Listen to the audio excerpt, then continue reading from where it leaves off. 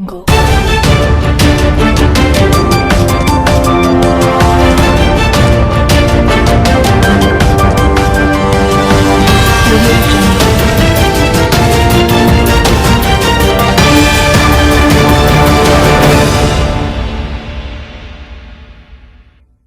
पूज्य संत तुलसीदास जी ने लिखा है, प्रभु बिलो की हर से पुरबासी, जनित वियोग विपत्ति सबनासी। अर्थात प्रभु का आगमन देकर ही सब अयोध्यावासी, समग्र देशवासी हर्ष से भर गए। लंबे वियोग से जो आपत्ति आई थी उसका अंत हो गया। उस कालखंड में तो वो वियोग केवल 14 वर्षों का था, तब भी इतना असह्य था।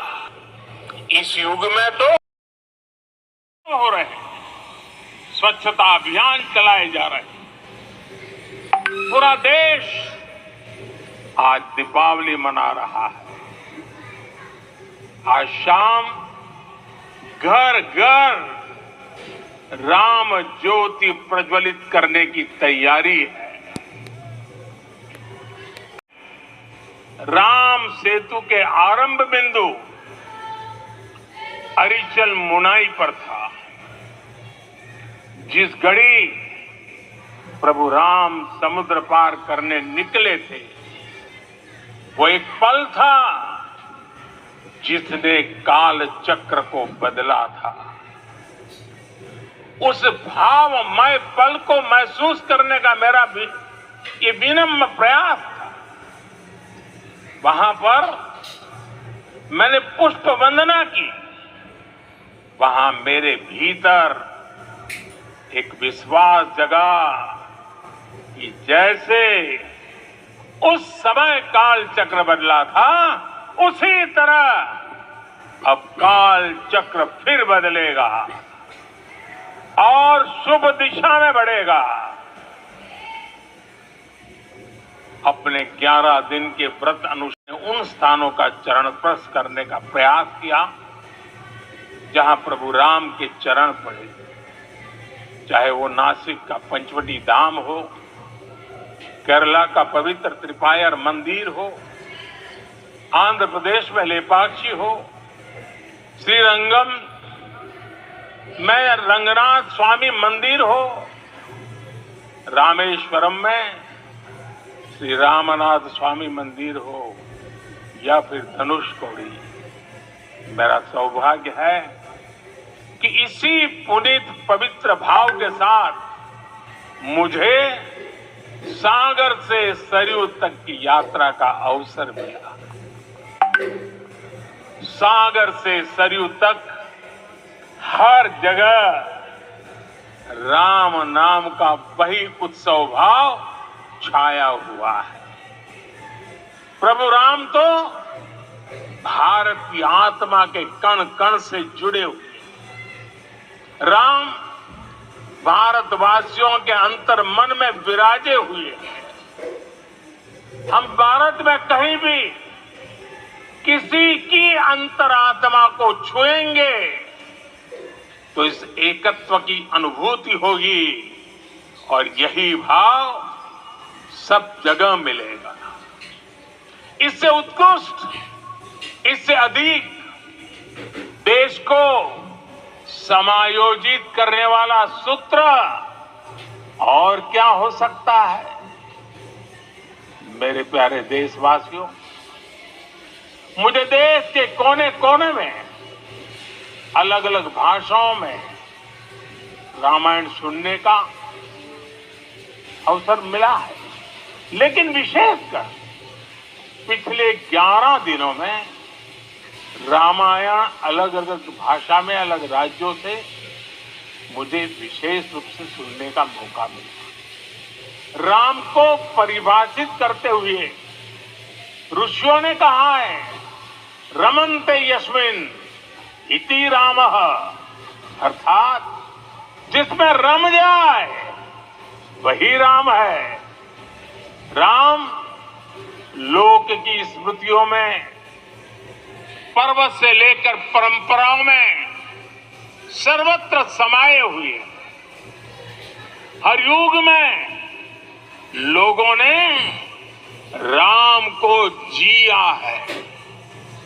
हर युग में लोगों ने अपने अपने शब्दों में अपनी अपनी तरह से राम को अभिव्यक्त किया है और ये राम रस जीवन प्रवाह की तरह निरंतर बहता रहता है। प्राचीन काल से भारत के हर कोने के लोग राम रस का आचमन करते रहे हैं।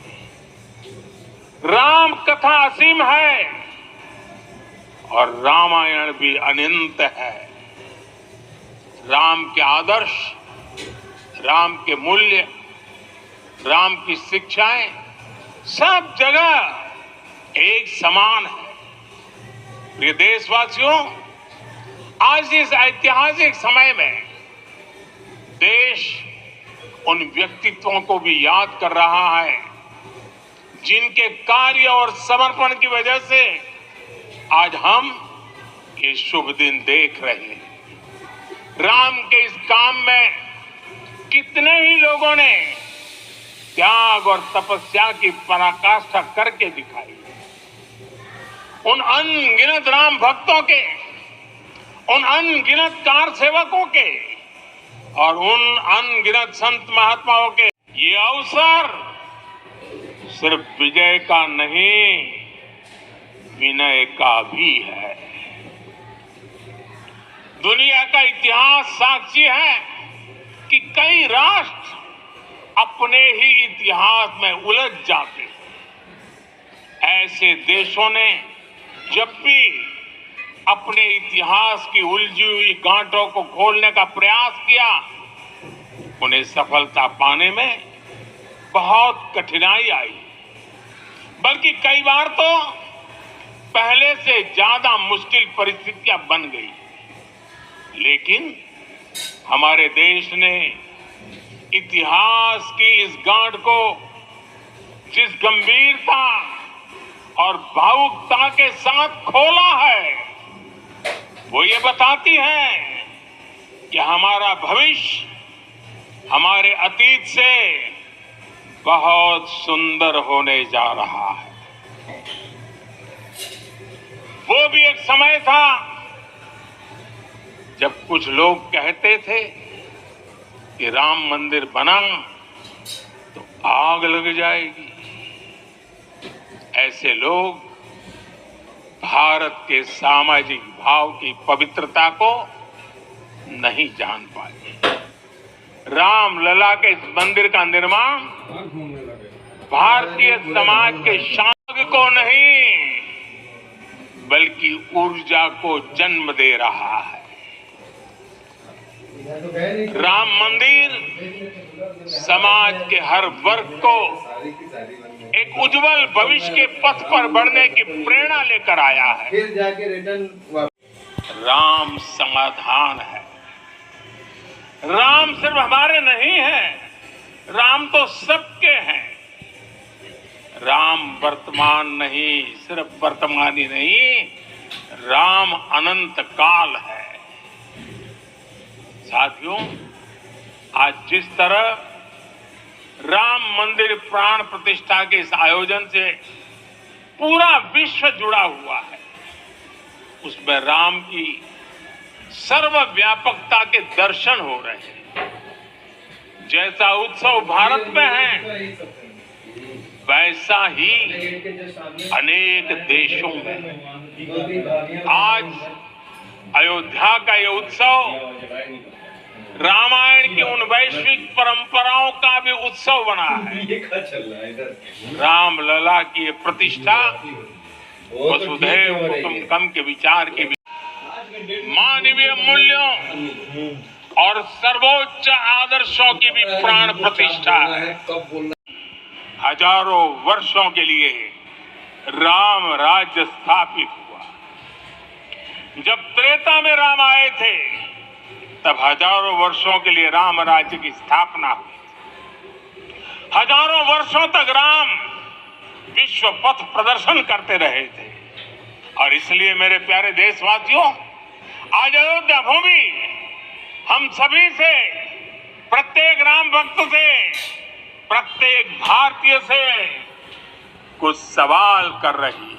2024 में वोट श्री राम का भव्य मंदिर तो बन गया,